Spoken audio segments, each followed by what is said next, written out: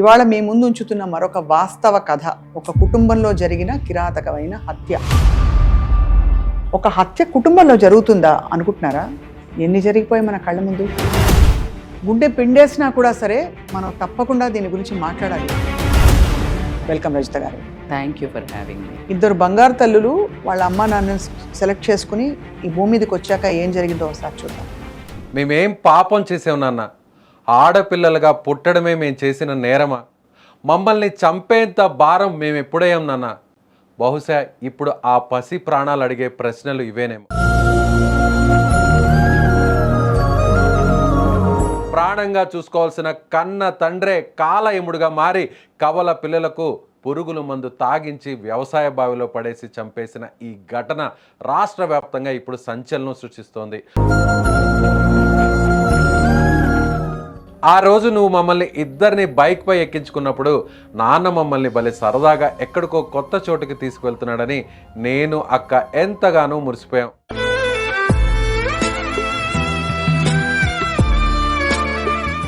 కానీ నువ్వు మమ్మల్ని మృత్యువు దగ్గరికి తీసుకువెళ్తున్నావని మాకు తెలియదు నాన్న.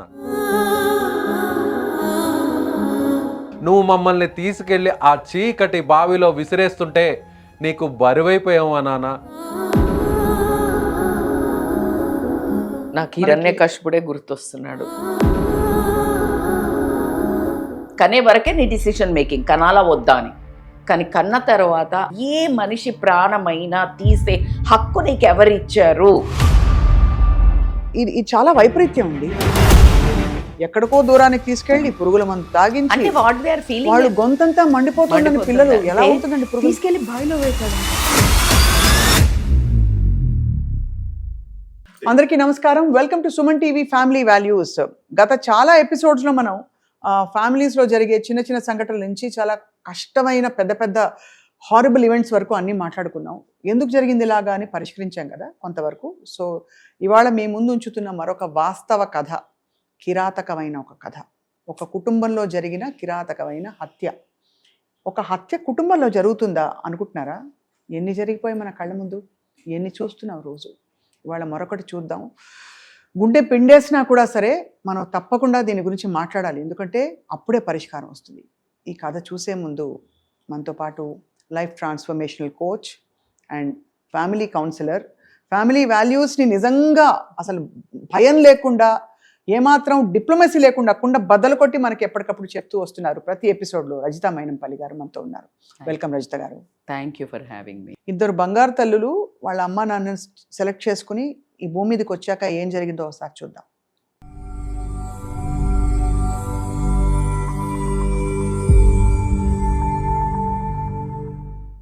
మేమేం పాపం చేసాం నాన్న?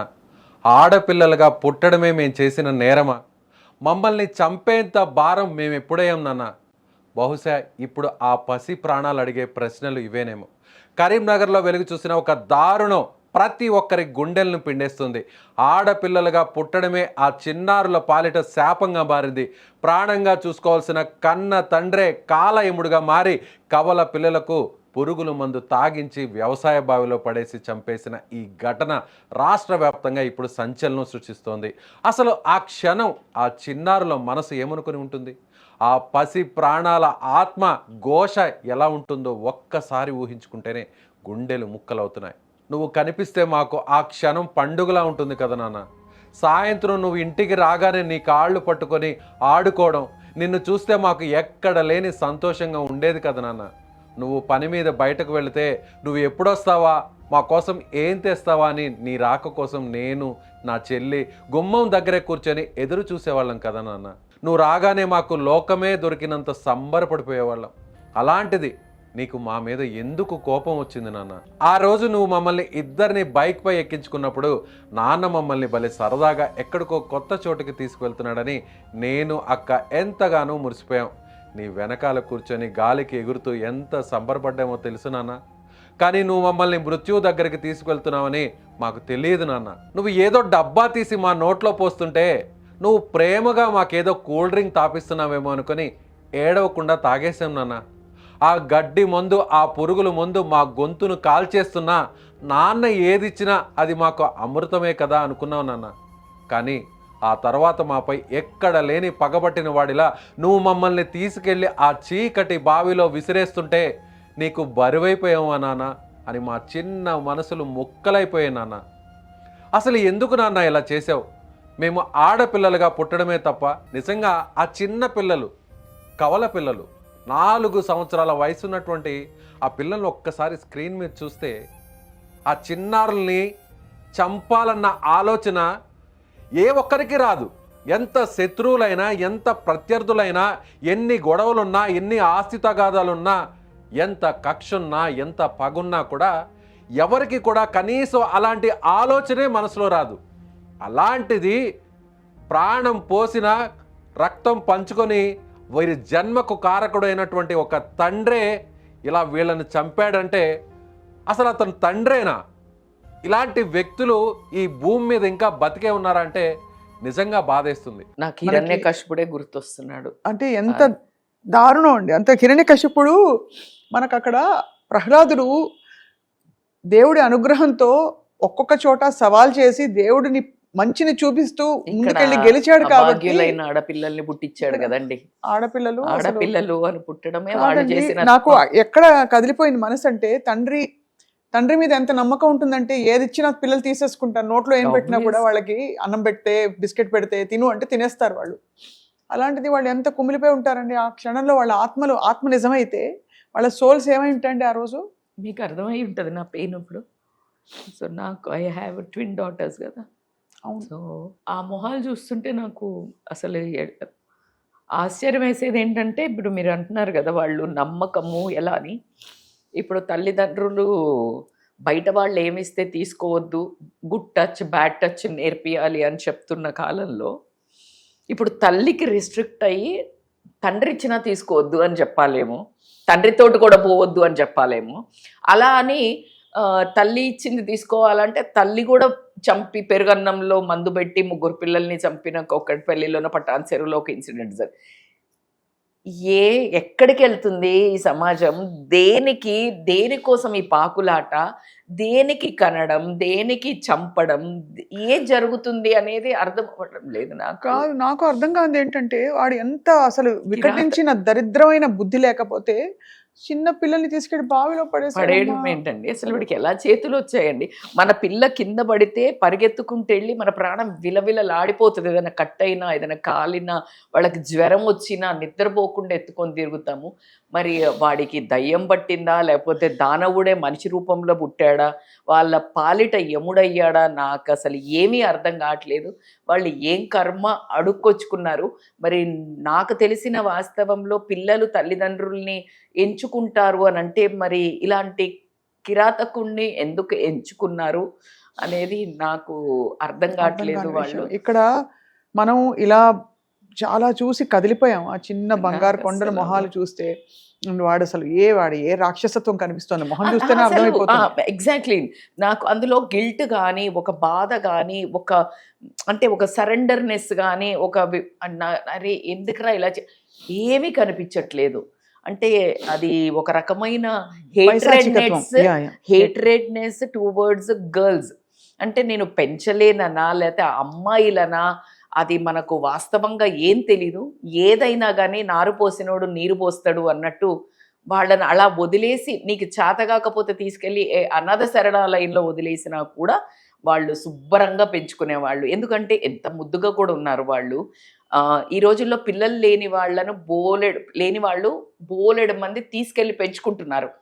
నీకు నీ బుర్రకి ఎందుకు తట్టలేదు? నువ్వు ఈ చంపి పాపం మూట కట్టుకునే బదులు నువ్వు అలా ఆర్ఫనేజ్లో వదిలేసిన అయిపోయేది. నీకెవరిచ్చారు హక్కు తల్లికి తెలియకుండా? అంటే అక్కడ నిజంగా అసలు అర్థం కాని విషయం అంతు చిక్కట్లేదు.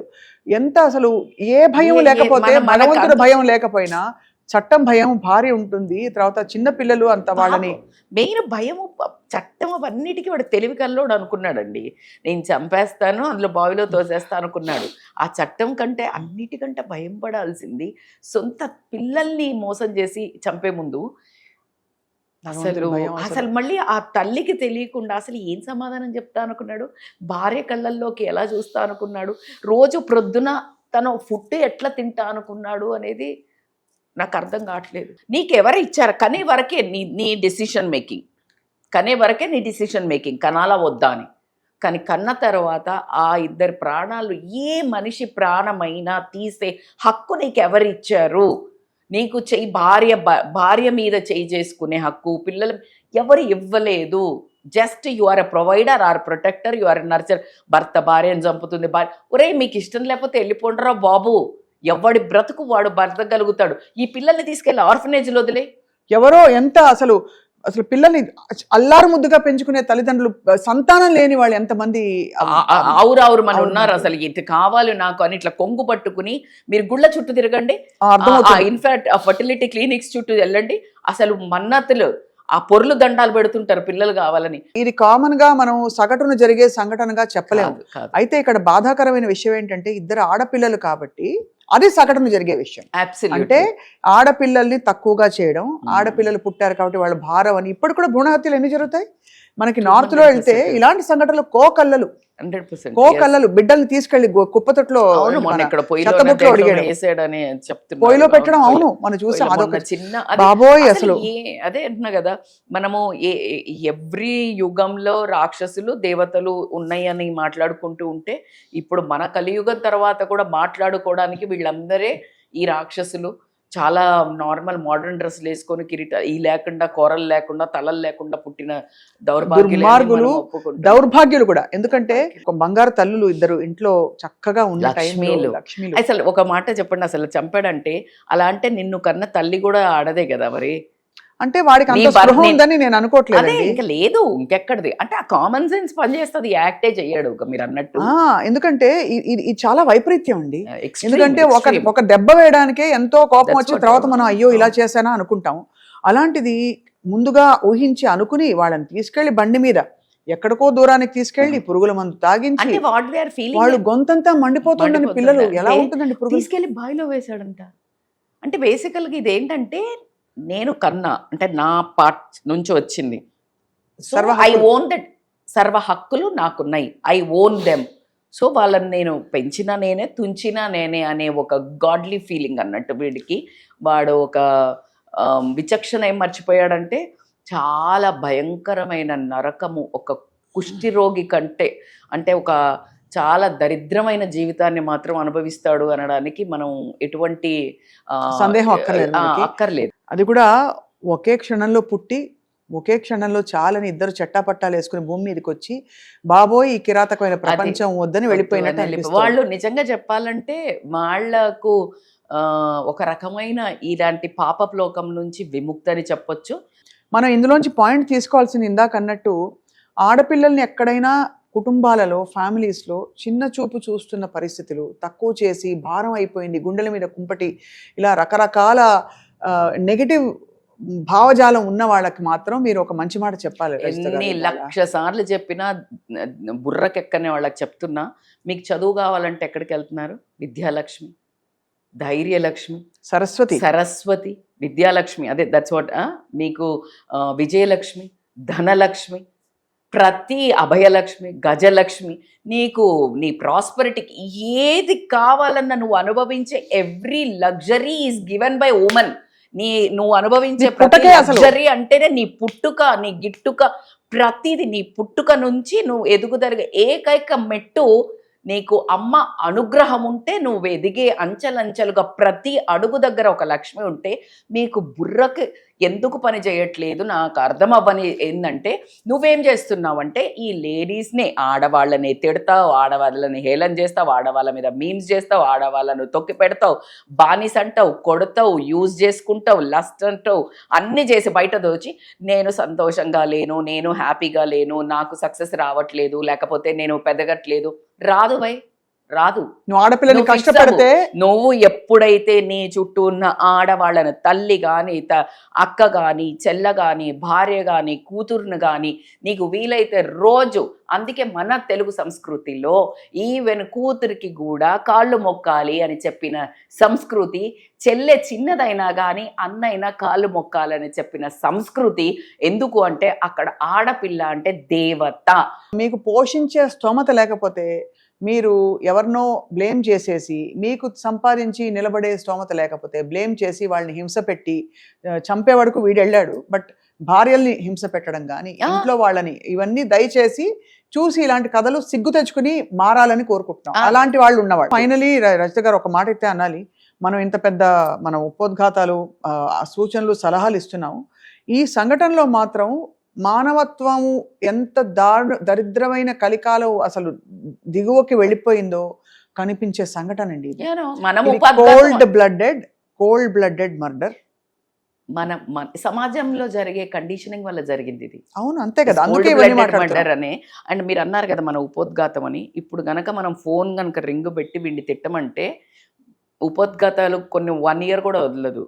ఇప్పుడు మన చూసే వ్యూవర్స్ సమాజంలో వాడిని తిట్టి ఏకిపడేసే అంత ఎవరు చేయరు. సో ప్రతి ఒక్కళ్ళ మన వాయిసే వాళ్ళందరూ వాయిస్ అని భావిస్తున్నాం. ఖచ్చితంగా మీరందరూ ఇలా ఆడపిల్లలు ఉంటే ఇలా చేసే వెధవలకి ఏం చేద్దాము, ఆడపిల్లల్ని ఎలా గౌరవించాలని మీరేమనుకుంటున్నారు?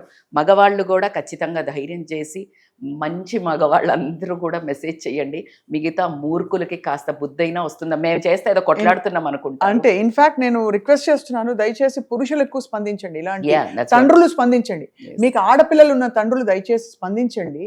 ఒక్కసారి ఊహించుకోండి ఆ బంగారు తల్లుల చివరి క్షణాలు ఎలా గడిచుంటాయి, ఎంత భయానకంగా నమ్ముకుని. అసలు ఇంకా మళ్ళీ వాళ్ళు పుడితే మన సంస్కృతిలో మనం అనుకుంటాం మళ్ళీ పుడతారని. మళ్ళీ పుడితే ఏ శోకంతో పుడతారు, వాళ్ళ పరిస్థితులు ఏంటి ఒక్కసారి ఊహించుకుని తప్పకుండా స్పందించి మా స్క్రీన్ మీద ఉండే నెంబర్కి మీ కామెంట్ మీరు తప్పకుండా పంపించండి. అండ్ అలాగే మీ ఇంట్లో కూడా ఇలాంటి సంఘటనలు ఉండొచ్చు. అంటే ఇంత ఘోరమైనవి కాకపోయినా చిన్న చిన్నవి ఘోరంగా మారే సంఘటనలు ఉంటే ఇక్కడే తుంచేద్దామను రండి, పరిష్కరించుకుందాం, మాట్లాడుకుందాం. ఫ్యామిలీ వాల్యూస్కి మీరు తప్పకుండా తెలియపరచండి. అండ్ రజిత గారు, thank you so much for your time. Thank you. And I'm like as usual first gratitude భగవంతుడికి. At any point of a time నేను ఒక 2 ఏళ్ల నుంచి ఇలాంటి ఫ్యామిలీ వాల్యూస్ మీద చేయండి, ఫ్యామిలీ వాల్యూస్ మీద చేయండి, చెడును చూపించొద్దు, మనము ఒక ఆధారం కల్పించాలన్నందుకు ఎగ్జాక్ట్ ఫ్యామిలీ వాల్యూస్ రావడానికి నేనేం బిలీవ్ చేస్తున్నా అంటే ఇక్కడ అందరికీ చెప్తున్నాను, మీ ఇంటెన్షన్స్ రైట్ అయితే ఇలా ఎగ్జిక్యూట్ అవుతాయి. తద్వారా మాకు తోచింది, మాకు భగవంతుడు అనుగ్రహం ద్వారా వచ్చిన మనస్సుతో కూడిన ఒక ఏదైతే సమాధానము దీనికి అవుతుందో ఖచ్చితంగా మా వంతు ప్రయత్నం చేస్తున్నాము. సో మీరందరూ మాకు ఈ అవకాశం ఇచ్చినందుకు, మమ్మల్ని చూసి ఇంత ప్రేమ పంచుతున్నందుకు నేనైతే సదా మీ ప్రేమ కోసమే ఉన్నదాన్ని. Thank you so much and loads of love. To you also. నాహం కర్త హరిః కర్త. Thank you very much.